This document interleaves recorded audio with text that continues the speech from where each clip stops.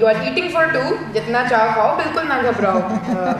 क्या ख्याल है? नहीं, ऐसा बिल्कुल भी नहीं है। एक्चुअली अगर हम साइंटिफिकली भी देखें तो कहा यह जाता है कि सेकेंड ट्राइमेस्टर ऑनवर्ड्स ये आपको सिर्फ और सिर्फ 300 कैलोरीज और चाहिए जो आप जितना खा रहे हैं। तो ऐसा बिल्कुल गलत है कि आप जो मर्जी दिल में आ रहा है खा रहे हैं क्योंकि आप 2 लोगों के लिए खा रहे हैं, ऐसा कुछ नहीं होता। आप अपनी नॉर्मल डाइट कैरी ऑन करें, लेकिन ऑब्वियसली न्यूट्रिशन यानी कि आपके जो वाइटामिन हैं, आपके जो बाकी न्यूट्रिशियस आपकी जो चीज़ें वो इंक्रीज़ होनी चाहिए। एम्प्टी कैलोरीज जिसको मैं कहती हूँ, यानी कि जंक फूड और प्रोसेस फूड जो होते हैं उनको कम करें और न्यूट्रिशन को बढ़ाएं।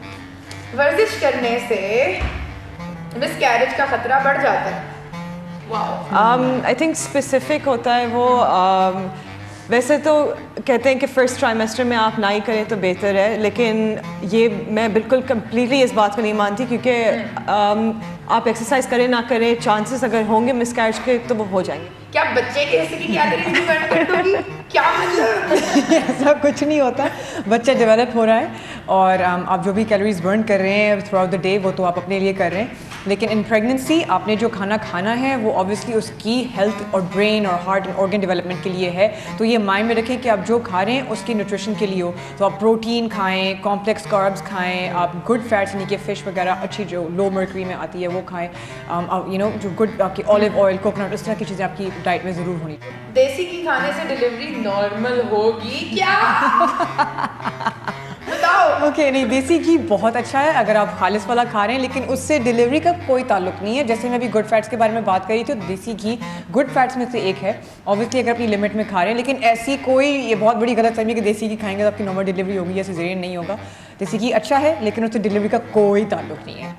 मतलब डॉक्टर को जाके बताया मैंने देसी घी खाया, मेरी नॉर्मल डिलीवरी हुई। अगर पहले कभी वर्जिश नहीं की तो अब मत शुरू करना। वाह, ओके, इस बारे में क्या ख्याल है?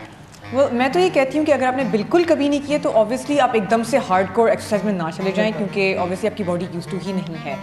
मछली नहीं खानी, इसमें मर्करी होता है। तो ये किसी हद तक सही है। हमारे पास जो असल में फ़िश आजकल आ रही है ना, इट्स फार्म, राइट? वो आर्टिफिशियली तरीके से उसको बड़ा किया जाता है, उसको खाना दिया जाता है। तो जो फार्म फिशेस में मर्करी के लेवल्स जो हैं वो ज़्यादा हैं।